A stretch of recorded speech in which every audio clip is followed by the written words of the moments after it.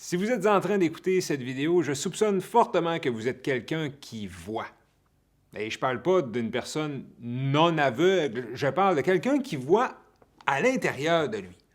C'est-à-dire que vous voyez clairement qu'il y a une voix dans notre tête qui n'arrête pas de parler et qui nous dit des choses sur nous.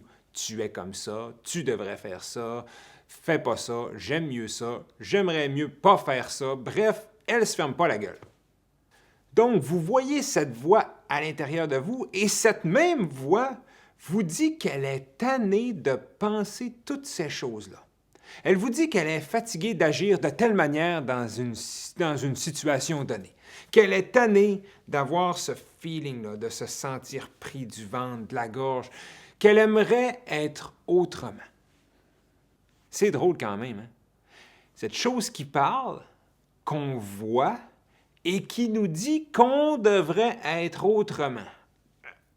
Donc, j'imagine que la question qu'on se pose aujourd'hui, c'est comment est-ce que je me libère finalement de ce poids mental que je traîne partout ou à peu près avec moi.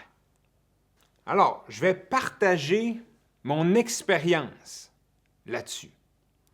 La première des choses, la première des questions à se poser, je crois, et elle peut sembler bizarre en premier lieu, mais lorsqu'une situation arrive dans votre vie et qui déclenche quelque chose que vous n'aimez pas, une réaction de colère, d'impatience, une situation où vous vous sentez rabaissé à l'intérieur, tout ça, toute cette boule d'émotions, mélangée avec des histoires dans votre tête, tout ce scénario-là complet,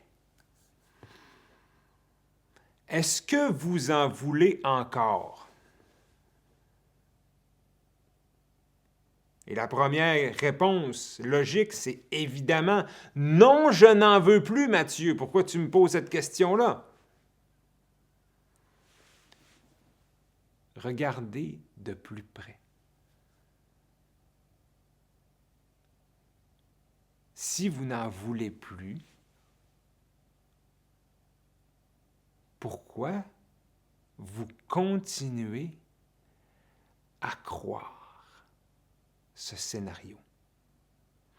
Pourquoi vous continuez de croire qu'il arrive à vous? Pourquoi vous vous l'appropriez?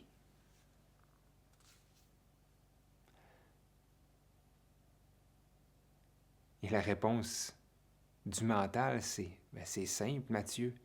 C'est parce que ça m'arrive à moi. Ça passe à l'intérieur de moi.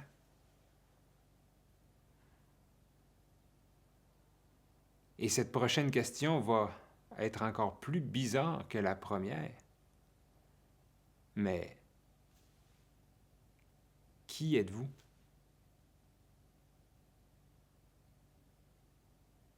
À qui ça arrive?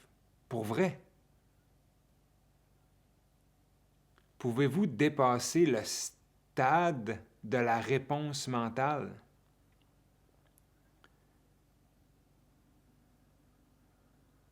Qui êtes-vous? Quand on se pose cette question pour la première fois, c'est le mental qui répond. Mais ces pensées-là aussi, vous les voyez. Et si vous les regardez bien comme il faut, longtemps, vous allez voir qu'elles vont changer. Elles vont se faire remplacer par d'autres, mais que vous, cette présence-là qui a vu les pensées, est encore là. Vous n'êtes pas mort pendant que les pensées se sont essoufflées, pendant qu'elles se sont fait remplacer.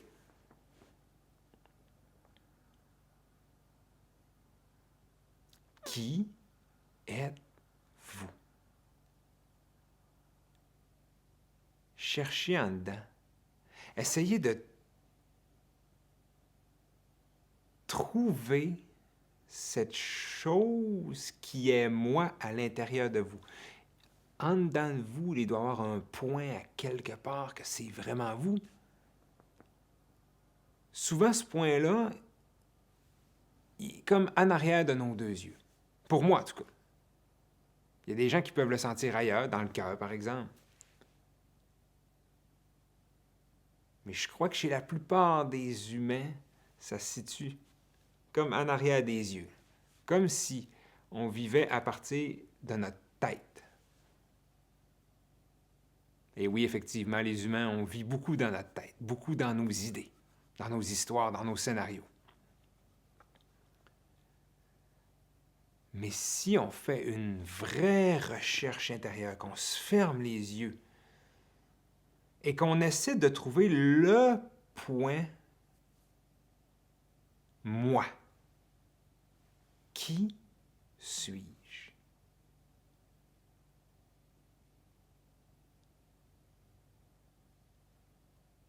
Quand on commence à se poser cette question, on peut commencer à voir plus clair à qui ces scénarios, ces réactions arrivent. Quand on réussit à se ramener maintenant lorsqu'une situation extérieure arrive, on peut voir que toutes ces choses qui passent à l'intérieur de nous, même si ça dit que c'est moi, c'est à moi que ça arrive, on peut regarder passer tout ça. On peut le voir changer. La raison pour laquelle ces situations, ces réactions se perpétuent en dedans de vous, c'est parce que vous continuez à les croire moi. Ça, c'est ma réaction. C'est la manière que je réagis toujours à ce genre de situation.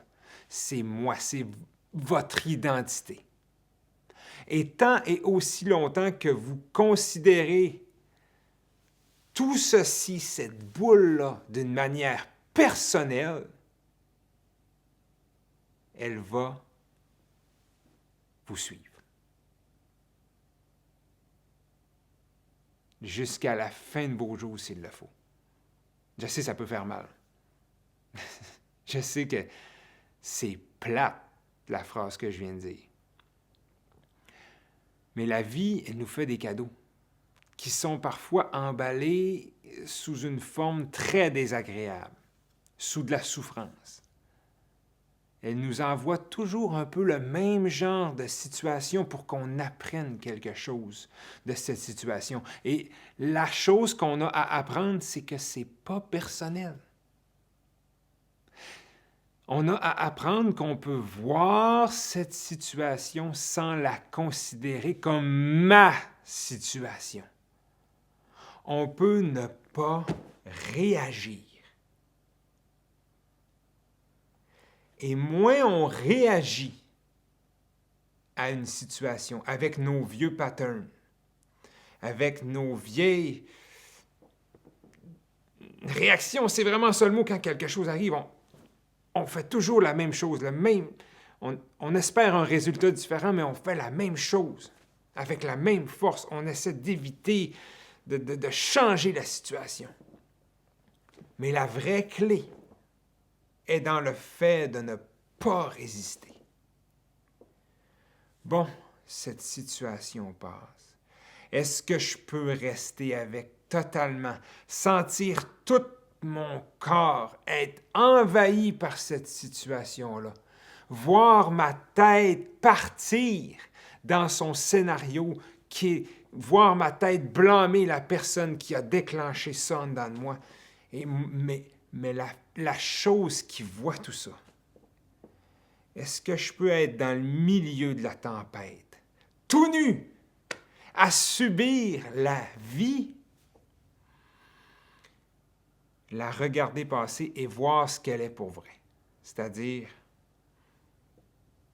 un océan de sensations à l'intérieur, des pensées, mais qui vont changer.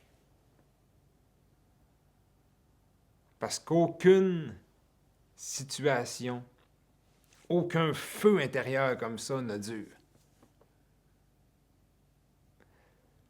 Si vous voulez changer quelque chose dans votre vie, il faut apprendre à ne pas réagir. À revenir maintenant, et maintenant, et maintenant. OK. OK, cette situation-là me déclenche ça dans le ventre, c'est vraiment désagréable. Mais ça se transforme aussi. Ça, j'appelle ça de la nervosité, mais si j'enlève le mot nervosité de cette sensation-là, c'est juste une sensation, OK, qui n'est pas très confortable, mais je la regarde, je reste avec. Elle change. Tout d'un coup, c'est de la légèreté. Maintenant, non, ça fait vraiment mal. Ça change, c'est dans le ventre. Maintenant, c'est dans mon cœur que je le sens. Et maintenant, je suis reparti dans mon scénario. Je suis en train de blâmer. Ben oui, il y a quelque chose en dedans de moi qui est en train de blâmer. Mais je le vois, tout ça. Je peux rester. Maintenant, il y a ça aussi. Il y a mes mains sur mes cuisses. Mes cheveux sont doux aussi. Je suis resté avec, mais oui, ça fait juste 2 minutes que je suis avec et c'est déjà en train de changer. Mes pensées ne sont plus par rapport à la situation. Mes pensées sont en train de se demander qu'est-ce que je vais manger pour souper. Maintenant, qu'est-ce que je vais faire ce soir? Je viens de me rappeler qu'il faut que je passe prendre ma fille à l'école. Et puis là, ben oui, ça s'est calmé en dedans de moi. Il y a encore des résidus. Et il y a ma tête qui veut en faire un problème. Ouais, mais ça devrait plus être là. Ça. Non, ouais, OK, mais ça aussi, c'est des pensées.